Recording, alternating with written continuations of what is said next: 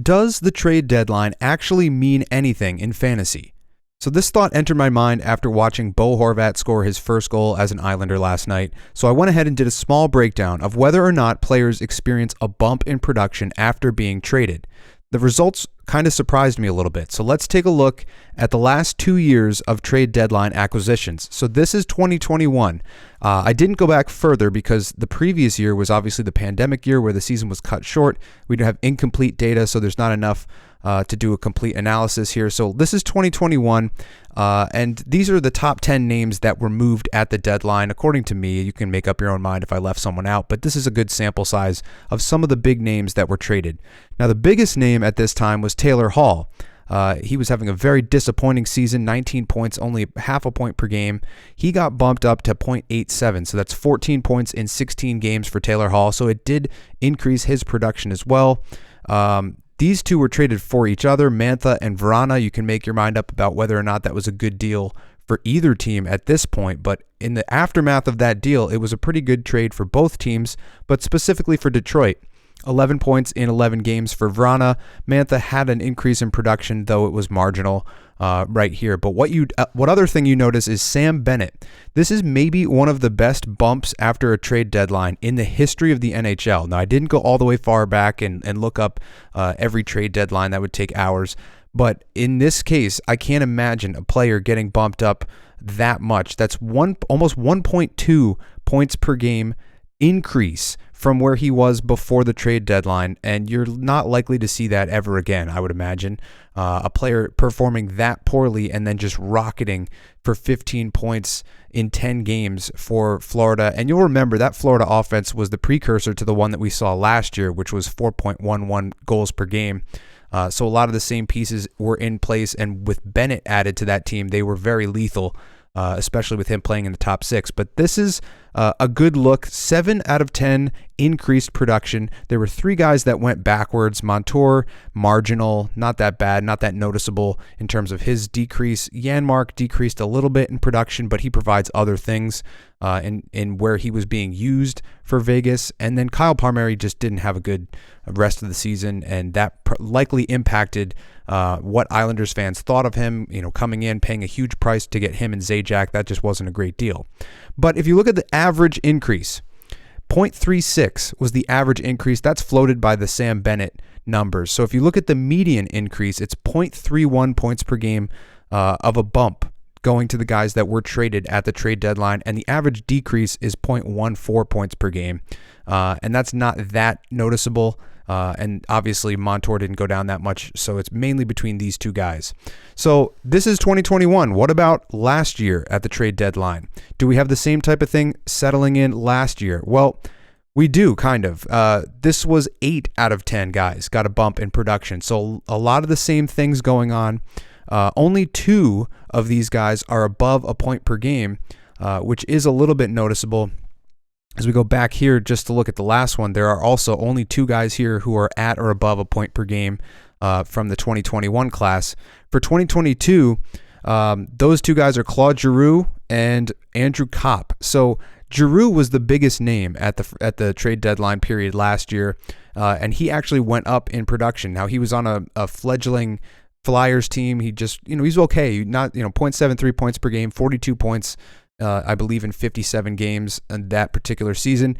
And then he comes over to Florida and gets inserted into that offense that I just mentioned, and that obviously bumped his numbers to where they were 1.27 point per game after the trade deadline. That's a nice increase, but it didn't get them the cup. And you'll remember they gave up a lot for Giroux, they gave up a lot for Sherratt, and it didn't get them anything. And ultimately they had to make some major moves in the offseason, so it might not have been the best deal for the Panthers, but it was a good deal if you owned Giroux at the time. Lindholm went up. Mark Giordano actually increased to a pretty reasonable level, 12 points after the trade deadline, 0.6 points per game. Raquel went up in production, not by a lot, but by enough to become fantasy relevant. Hagel actually took a huge nosedive, and he's been very valuable this year. So that's something that you can keep an eye on. If a guy goes down in production after the trade deadline, their stock is going to go down in your draft next year. So maybe take a flyer on one of these type of guys Obviously, Hagel's having a good season this year. Lehkonen, a slight bump, nothing crazy there. He's having that breakout this year as well. So Hagel, Lehkonen, those two guys were both instrumental in getting their teams to the finals, and then both of those guys have become fantasy relevant in the aftermath. Domi did not really work out in Carolina with that deal. And then some of the lesser named deals, the deals that weren't necessarily the top of the board, Andrew Kopp, Frank Vetrano, Nick Paul, all of those deals worked out for those teams. Obviously, these two teams faced off against each other in the conference finals, and Tampa ultimately went to the finals. And Nick Paul was a big part of that. His production increased by a quite considerable margin. Same with Vetrano. But Andrew Kopp going from 0.62 to 1.12 points per game. That's half a point per game increase. And you look at the averages here. Average increase 0.27 points per game, median 0.22 points per game, and the average decrease 0.28 points per game. So you're sensing somewhere between, in the last 2 years, between 0.22 and 0.31 point per game difference from the guys who get a bump after the trade deadline. Now let's look at the guys who are coming up to be potentially traded this year. Now, as we saw on the previous two slides, not all of these guys are going to increase in production. In fact, statistically, 2 or 3 are going to decrease in production, probably by 0.2 or thereabouts.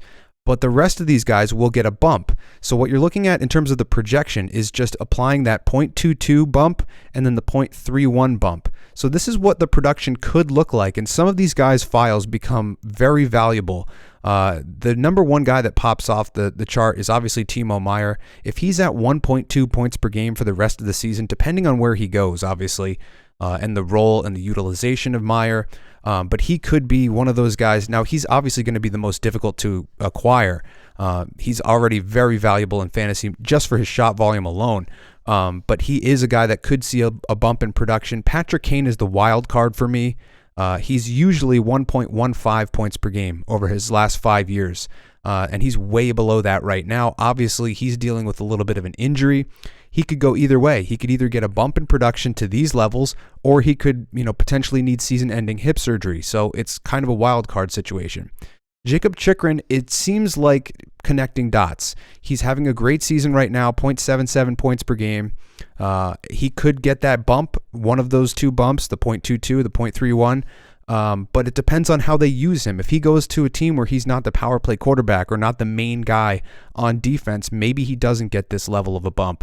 But already he's having a great season, and if you own him, I wouldn't necessarily worry at all about him getting traded at the deadline, because if he gets traded and gets the bump, you're looking at elite level production. Jonathan Taves, this would be a guy that I would consider not likely to get this bump because he's spent his entire career in Chicago, and he's been, very comfortable there over his entire career. Him and Patrick Kane both have kind of stated that they aren't comfortable. They're not ready to move on from Chicago, and that's why it's been taking so long. They've been dragging their feet. His production's not great this year, and he did have some injury issues previously where he missed an entire season. So there's a lot of question marks surrounding Taves.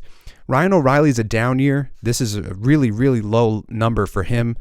Typically, he's a 0.75 point per game type of player, well below that right now. But if he gets that bump, he would get back to his 5-year average. So that, wouldn't necessarily be the most enticing fantasy file. Gavrikov is basically unownable in fantasy unless he's getting you hits and blocks. Tarasenko could be very interesting depending on where he goes. I've seen his name connected to Carolina. I've seen it connected to New York. There's a number of other places that could use him. I don't know if St. Louis is ready to move on from some of these guys and, start to tank a little bit. They're kind of still in the playoff picture, so it'll be interesting to see when they make the decision to sell. But if they do sell him, he could get that bump that would make him very valuable in fantasy. John Klingberg, he's never been a guy for me that I want in fantasy. He's very assist heavy, very power play point heavy. He's a huge, huge minus, which actually helps Anaheim get closer to Connor Bedard. So it was kind of a brilliant signing by Pat Verbeek, but nonetheless, I wouldn't want to own him. But there's a couple interesting names here at the bottom. And, Sean Monahan is probably there for you on your waiver wire. He's been in and out of the lineup dealing with injuries and whatnot. 0.68 points per game when he's in the lineup. And if he gets this bump that we're talking about, 0.22, 0.31, he'll become close to a point per game player depending on where he goes and what the utilization is. But that could be a really sneaky file to try to gain access to before the deadline in hopes that he gets traded. Brock Besser is the other one. Now, he's at 0.71 points per game. I think of him as a 30-goal guy, but he's typically 25 to 30 in terms of goals. But this year, it's been more assist-heavy than goal production. Nonetheless, if you get close to a point per game out of Brock Besser, that's a career season.